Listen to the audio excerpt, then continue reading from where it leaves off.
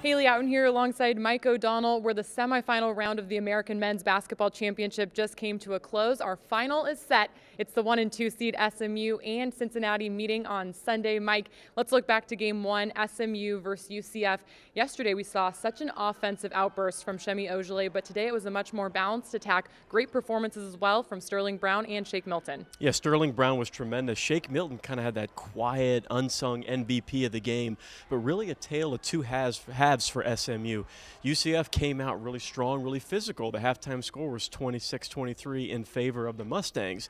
Second half, totally different scenario. They shot 63%. The Mustangs were on fire in the second half. UCF just didn't have enough firepower to kind of come back once SMU got up double digits.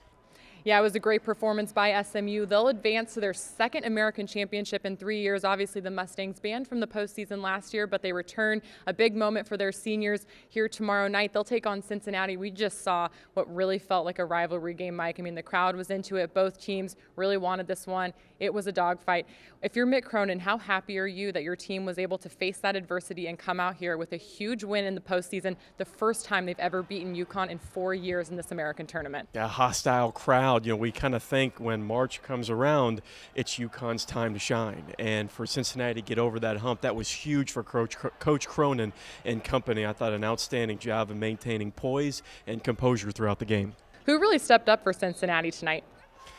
Gary Clark was incredible. He had 25 points, 9 rebounds. It seemed like every time that UConn tried to come back, whether it was Purvis making a three, Adams making a drive and kick, Gary Clark would come down the lane and make a play. He was tremendous on the interior, and Cincinnati, as a team, made 38 free throws. Not took 38 free throws, made 38 free throws. A tremendous job of concentration, knocking them down at the end, because we know it's an old cliche, but the free throws win basketball games. A lot of fouls in that last game, but Cincinnati capitalized on those mistakes. Big win for Cincinnati, and they'll look for their first ever American championship tomorrow here in the finals against SMU. Pretty fitting, the 1 and 2 seeds, two very deserving teams to play in this championship game.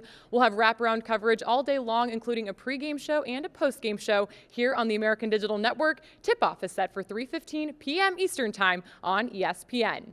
For the American Digital Network, I'm Haley Oughton alongside Mike O'Donnell.